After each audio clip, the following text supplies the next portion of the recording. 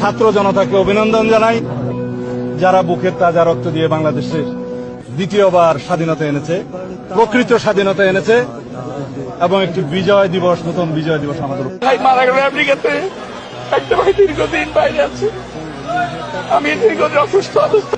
School কলেজের মাসুম বাচ্চারা নিজেদের জীবন দিয়ে রক্ত ঝরিয়ে আমাদের কাছকে মুক্ত করেছে, গোটা জাতিকে মুক্ত করেছে, যাদের শহীদী আত্মত্যাগের মধ্যে দিয়ে আজকে গোটা জাতি মুক্তি লাভ করেছে এক ভয়ঙ্কর ফ্যাসিবাদ থেকে। আইন হচ্ছে, এই আইনে এখন কথা বলা যাবে না। যাবজ্জীবন কারাদণ্ড, 1 কোটি টাকা দেবে। একমাত্র রাজাকাররা, পাকিস্তান পন্থীরা স্বাধীনতা যুদ্ধকে স্বীকার করে নাই। তারা এখন বলতে চায় ওই স্বাধীনতা স্বাধীনতা না, দ্বিতীয় স্বাধীনতা রয়েছে। আমি প্রথম প্রবেশ করেছি, দ্বিতীয় স্বাধীনতা বলে বাংলাদেশে কিছু নাই। স্বাধীনতা একবারই আসে এবং রক্তক্ষয়ী সংঘর্ষের মাধ্যমে আমরা স্বাধীনতা যুদ্ধ করেছিলাম এবং যুদ্ধ জয়লাভ করেছি। নীল কালার যে ফর্মটা আছে, এটা সংবিধান সংস্কার পরিষদ সদস্যদের শপথ ফর্ম। আমরা কেউ সংবিধান সংস্কার পরিষদের সদস্য হিসেবে নির্বাচিত হইনি। গণভোট বলে কিছু নাই, গণভোট বলে কোনো আলোচনার বিষয় নেই।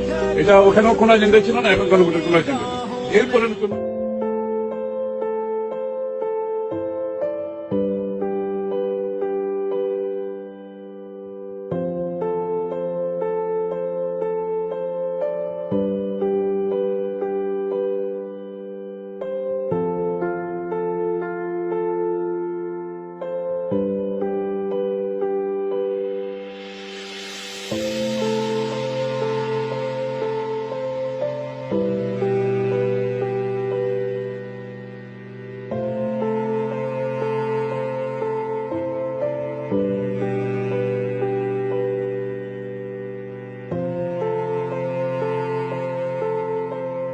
Thank you.